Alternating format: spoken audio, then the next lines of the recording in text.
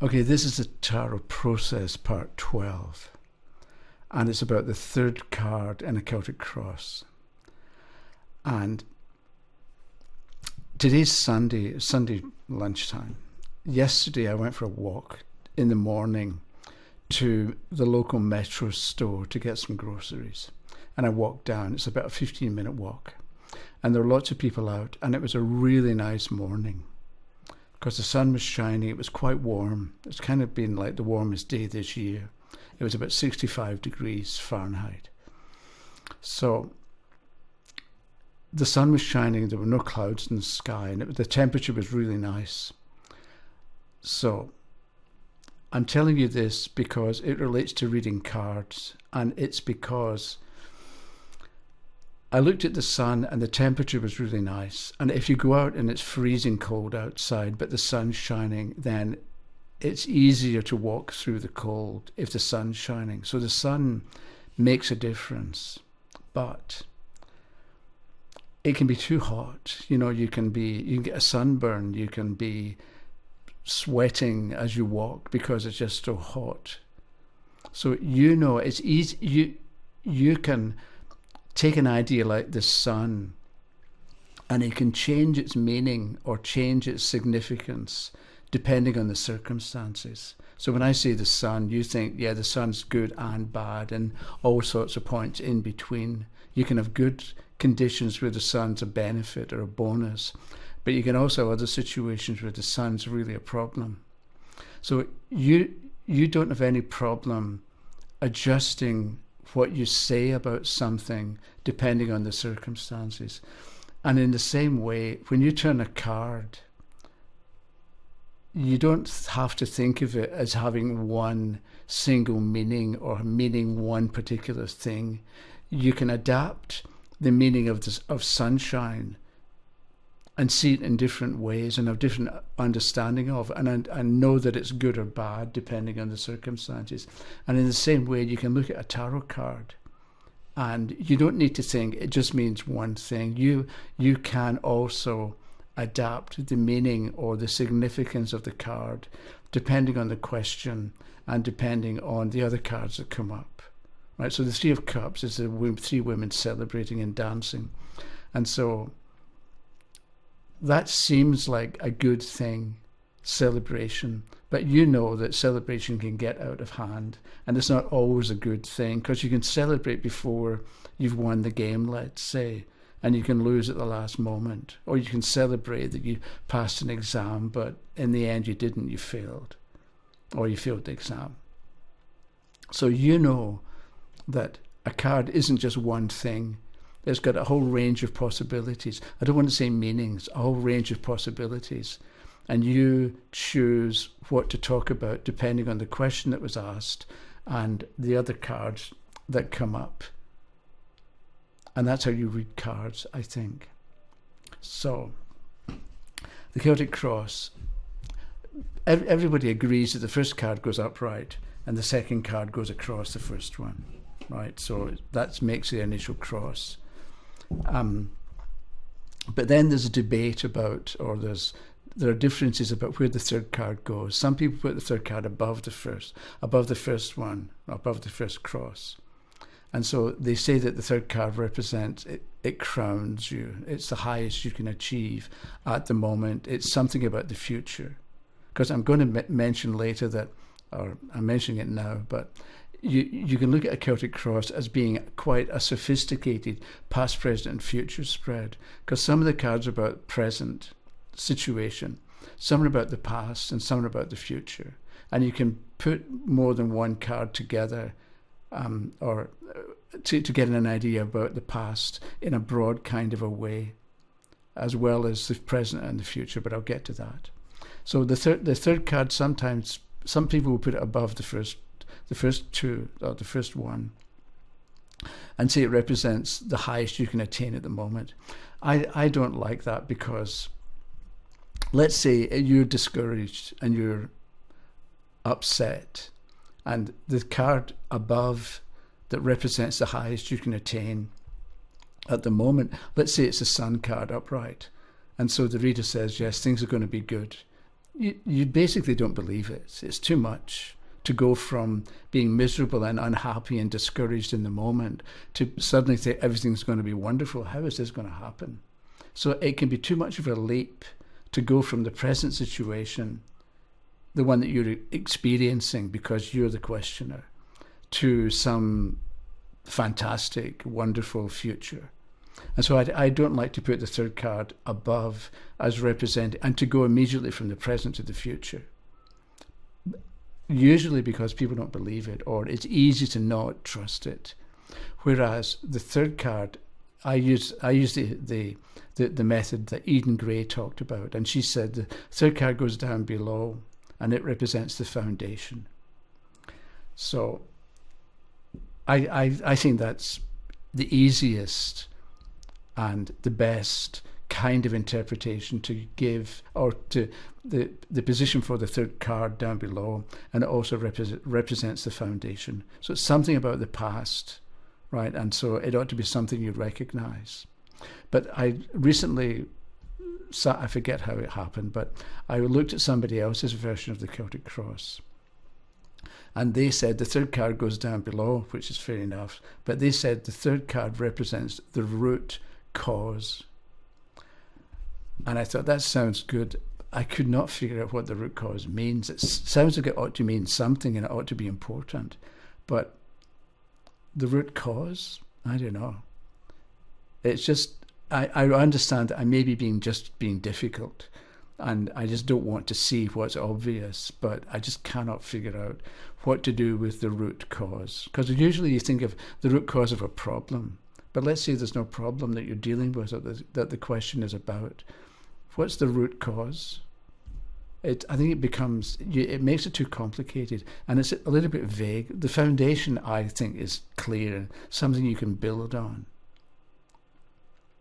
So I think what you do with the Celtic Cross is the first two cards I've spoken about. The third goes down below, and it represents the foundation. So maybe I should pick a card. Oh, the Tower.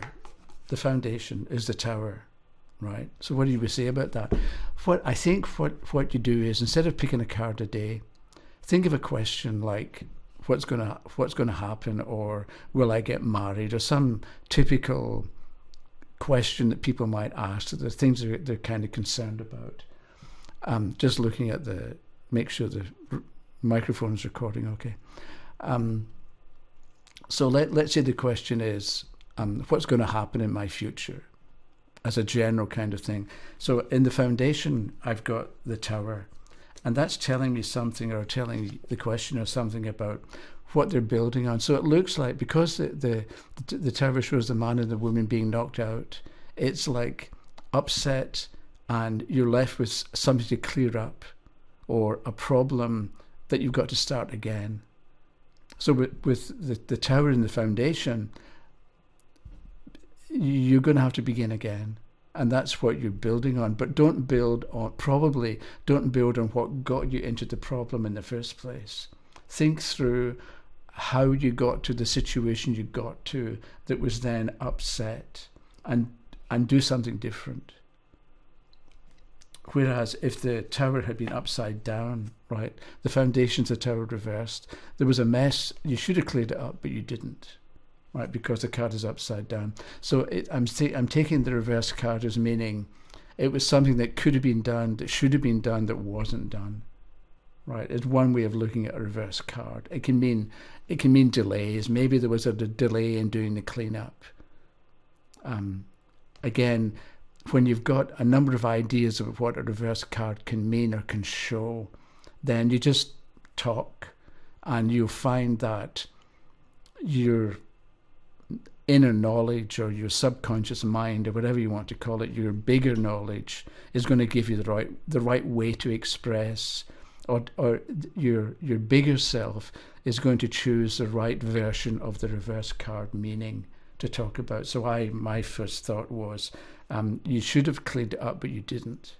Not that I'm criticizing the questioner, but it's more like, again, we would have more information from the first two cards. But looking at the foundation, you you have to clean up. The fourth card is going to go to the left, and it shows what this develops into, right? So we've got a context or a continuation from the past into the recent past, which is then going to become the present. So that's one thing we could say. So if the foundation, on the other hand, is the Four of Cups, it was reversed. So let's say the Four of Cups reversed. You should, I'm saying should. I don't like to tell people what to do. But the card shows somebody sitting and focusing on what they know. Because again, instead of what does the card mean, think about what is the card about.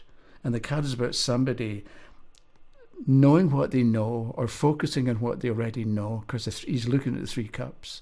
But there's something else that could appear that is maybe ignoring, or he doesn't want to see, or he doesn't see how it fits into what he already knows, right? But it's upside down. So it's as if you knew what to do, but you didn't do it. You had a sense that if you were to do something different or do something non-obvious, it would have had a better outcome, but you didn't. Maybe you were lazy. I'm not criticizing, but maybe it was going to be an awful lot. Instead of saying to the person, maybe you were lazy, you say, you want to get the idea across, but you say, maybe you thought that doing it would have meant a huge amount of work that you weren't ready for at that time. But maybe, again, we'll see from the fourth card whether you paid the price of inaction, right? Because the person's sitting, but they're not seeing what's going on or what's possible, represented by this card up here. And one last card. The foundation is, the Ace of Pentacles, upright. So in the past, because it's the foundation, we have the Ace of Pentacles. This shows a new beginning, the possibility of a new beginning.